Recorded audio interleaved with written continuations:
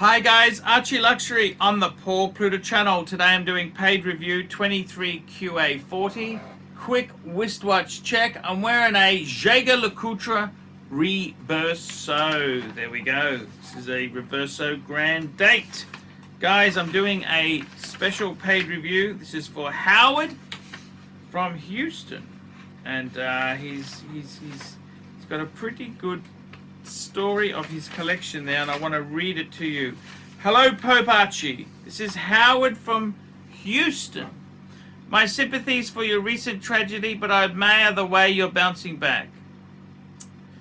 I'm all of your collections. Out of all the collections, I like the Archie 5 the best. I still think it's the best collection I have ever seen. Thank you.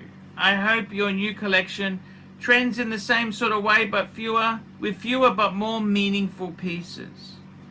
The best advice you've ever given was to stick with the icons. I've tried to do that.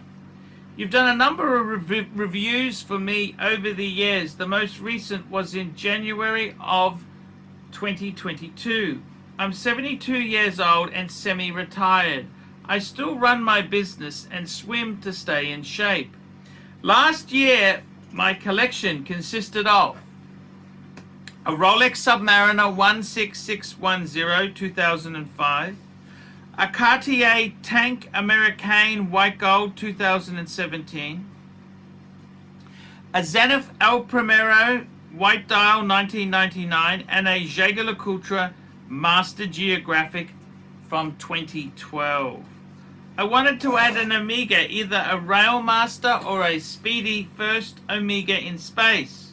When I went to the dealer, I fell in love with the Omega 300 with the white wave dial. I put the bracelet in the box and I wear it on a rubber strap, not an Omega strap. The cost of those are hideous. I got it at a nice discount, $4,200 US. In the months that followed, I decided to make some changes. There were two watches that had trouble finding wrist time. They were the Zenith and the Jaeger-LeCoultre. The Zenith was plain and dated. It was easy to let go of. The problem with the JLC was that I loved the watch, but I hated the bracelet. I loved it on a leather strap, but I live in a very hot climate where leather isn't comfortable most of the year. On leather, when I did have the opportunity to wear it, I had to choose between it and my Tank, which is my favorite watch. I sold both of these two watches on Chrono24, got all my money back plus a little, and bought a Santos de Cartier mid-size stainless steel. I paid retail but got the dealer to throw in a Cartier black alligator strap. I really love this watch and use it as one of my two everyday watches. It's the wind and wear I've always wanted and the perfect travel watch, as you can safely switch from alligator leather strap to beautiful steel bracelet in seconds. Yes, they've got that special system. I then added a watch I really missed. I bought a Rolex Datejust 16234, 36mm, black dial, white gold bezel on a Jubilee bracelet. I had one once and foolishly sold it to buy a Datejust 41 when they came out. Honestly, the 36mm dial has much better spacing and is the most elegant and comfortable watch Rolex has ever made. I would agree with you, yes. I've had a few 16234s, very comfortable. Same as the 16233s. That's the two-tone version. They're also very comfortable. I never had the same attachment to the 41 as I did to the 36. I sold it to my Rolex crazed brother 6 months after I bought it. I'm now split my daily wear watches between the Rolex and the Cartier Santos. I know many people prefer the larger size, but I'm an average size guy and this watch is perfect. I paid $5,500 for it. It's from 1995 and even the bracelet pins are like new. The divers are my weekend watches. The Tank is my special occasion watch, and the Datejust also sees some action as a dress watch as well. So I have a black and white dial for each function. So my present collection is Rolex Sub 16610 from 2005, Rolex Datejust 36 16234 from 1995, Cartier Tank Americain White Gold 2017, Cartier Santos de Cartier 2023, an Omega Seamaster 300 white dial, white dial and ceramic bezel 2022.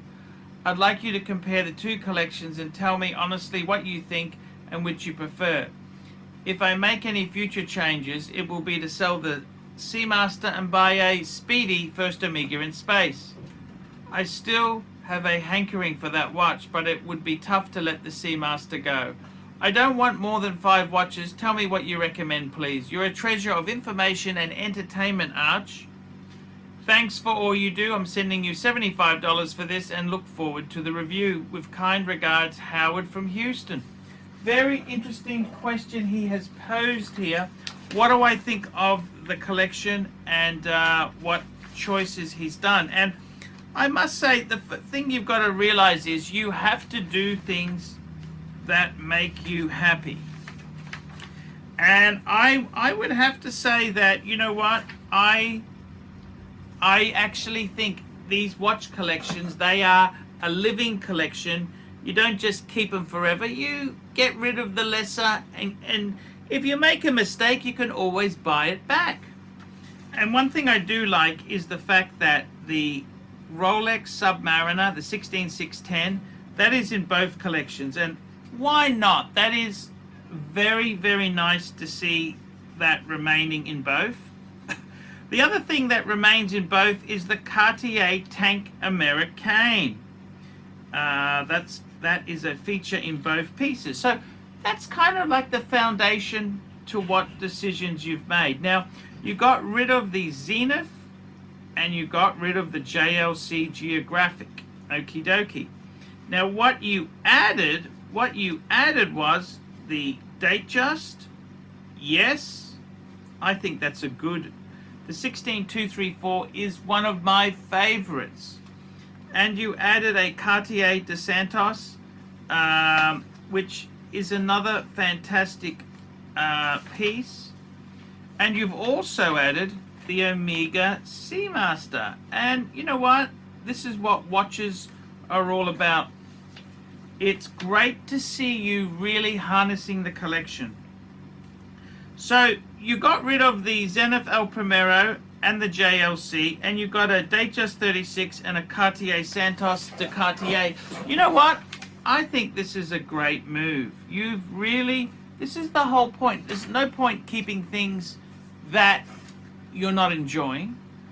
And I think it really has modernized it and made it really quite spectacular. So, in all honesty, how do I feel about it? I think this is a good move. There's nothing wrong with that at all.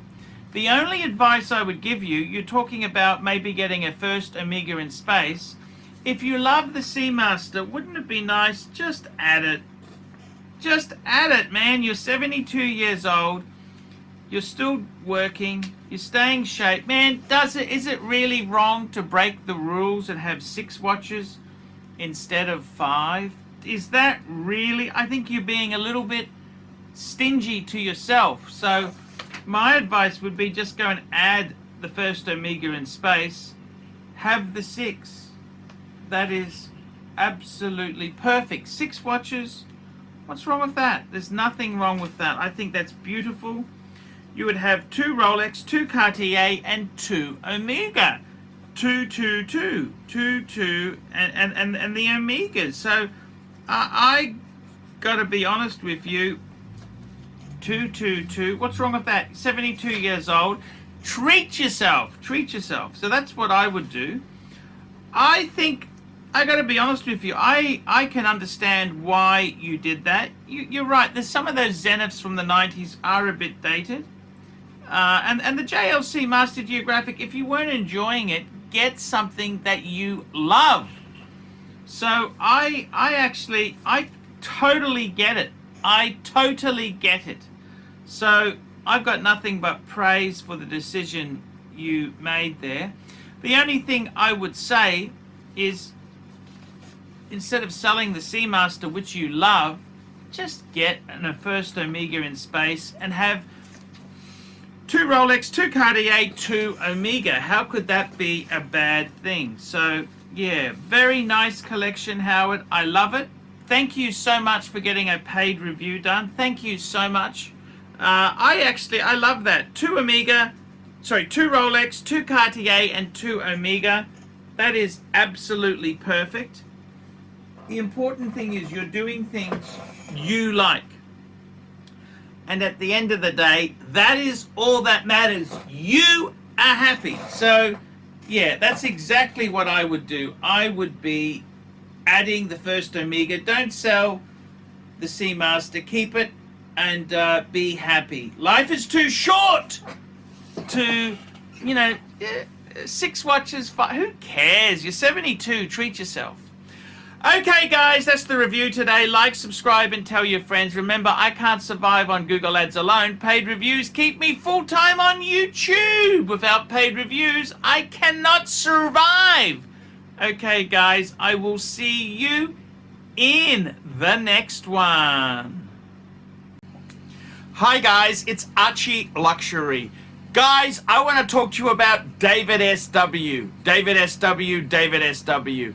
Guys, if you are in America, if you are looking for a Rolex watch of your dreams, in fact, if you're looking for a contemporary modern wristwatch, I strongly advise you to look at David SW. Guys, don't play the dealer games. Don't bring in chocolates or Krispy Kremes for your dealer hoping to get a Rolex at retail. It's futile. Please, guys, save your dignity, keep some pride, go to David SW. I would highly recommend David SW, David SW. If you're in America and you're looking for a watch, go to David SW, David SW, David SW. Hey guys, Archie Luxury on the YouTube sensation, the Paul Pluta channel. Guys, I need you to help me out, guys. I can't survive on Google Ads alone. I need you to request a paid review.